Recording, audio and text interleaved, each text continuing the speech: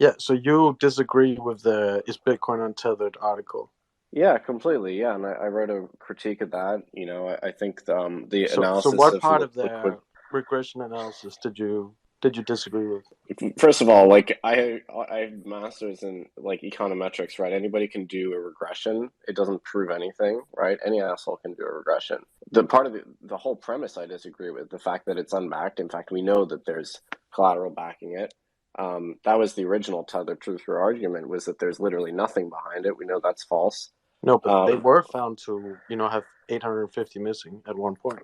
they suffered fraud from crypto capital, yeah, because they were forced onto the margins of the banking system, and they had to deal with these super unscrupulous like third party payment processors. So yeah, they lost that money. I don't agree with the commingling of the liability with Bitfinex. I think that was a sleight of hand. They got beyond that. So you At the don't think time. they're using customer funds for their attestation from Bitfinex? Bitfinex Um, customer funds for the Tether attestation. I don't believe so. No. But why wouldn't they? Like, there's Bit, no supervision, right? They bit, can just do bit, that if. the attestation they contain, they're holding treasuries and commercial paper and things like that. Bitfinex depositors, they put Bitcoins and Ethereum on the platform. They're not depositing treasuries with Bitfinex. No, but they put fiat and crypto. I don't even believe Bitfinex supports pure fiat. It supports stable coins. But is there a de facto equity backing via Bitfinex? Yes, they're owned by the same parent company. So, that should obviously be more What transparent. about El Salvador junk bonds? Do you think that's part of the backing? Since they won't say what their secret sauce is. Like, we're I don't just. think they've issued those bonds, to my knowledge. I don't believe Solver actually But was aren't able to they issue trading at like the. a.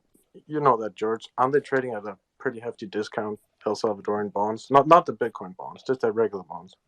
Yeah, they're trading in like default territory, but the Yeah. Bitcoin bond they never even issued. El Yeah, I Salvador. know, I know. But I'm talking about the normal bonds.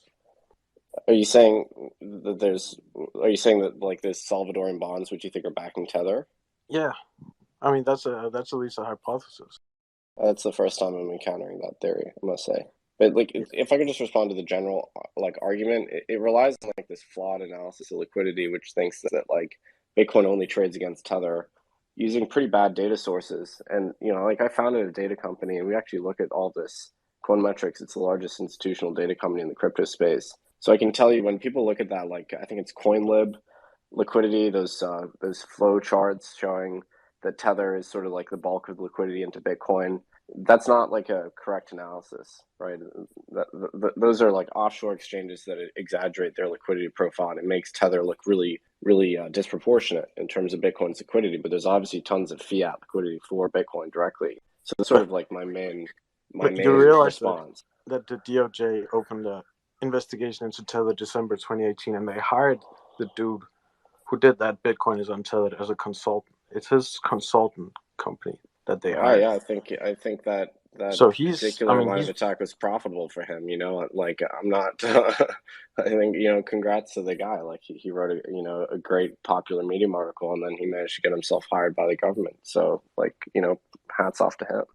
So, Nick, do you think there's a correlation in any way related to Celsius imploding and Luna imploding? And so, I mean, I think it's a fairly well uh, agreed upon consensus, maybe not, 100%, but that, there's been enormous pressure on Ethereum and Bitcoin in these two recent blow ups. And if you add Tether and two or three other stable coins, it's currently 15% of the total cryptoverse.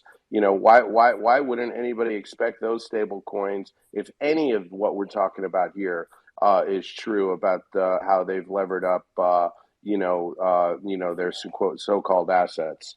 I mean, Yeah, do you think that that's just all fake stuff too, or I mean, is there truth to any of that?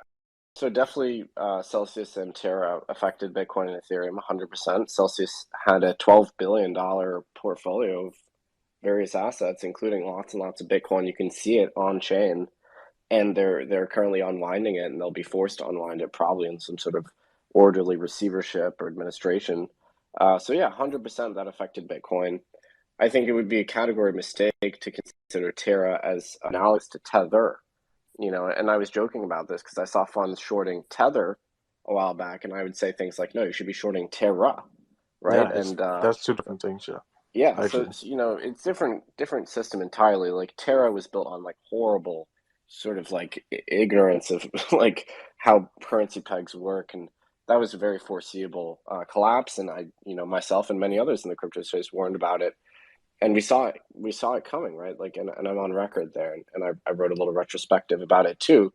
But to compare Terra to Tether or to USDC or something, I think that's a mistake. Like ultimately, those fiat-backed stablecoins could suffer issues if the underlying treasury market, has illiquidity, and then they can't turn those treasuries into dollars fast enough. Like that is potentially a problem. But that's sort of, if that happens, then like the whole financial system is really in trouble as well. So at that point, sort of maybe stablecoins and liquidity are Well, problems. but Nick, if you look at the TLT over the past 4 to 6 months in this interest rate environment, it's down 35% in principal value. So if Tether was, collateralizing with treasuries, how would they account for the principal value depreciation in those treasuries? When I look at Tether, the thing that's most alarming to me, there's two things. First of all, I don't know how a Bitcoin that's got the total market cap of a Facebook, right? Which is basically nothing. If it disappeared tomorrow, I don't think you and five other guys would care. But how does it trade, $25 billion worth of paper on a 400 and some odd billion-dollar thing? And then the point that I'm trying to make is even when there is significant volatility in Bitcoin, besides for that $110 billion drawdown that we saw that happened very quickly, there seems to be no volatility in the number of tethers. I would think that as Bitcoin went up or down, that Tether, and other stable coins would be inversely correlated because money is coming out of Bitcoin into Tether, out of Tether into Bitcoin. How do you explain that? Yeah, that's actually a pretty astute point. Tether is interesting because it has kind of an idiosyncratic holder base. So first of all, like looking at coin market cap for Tether is wrong. You have to look directly at the blockchain.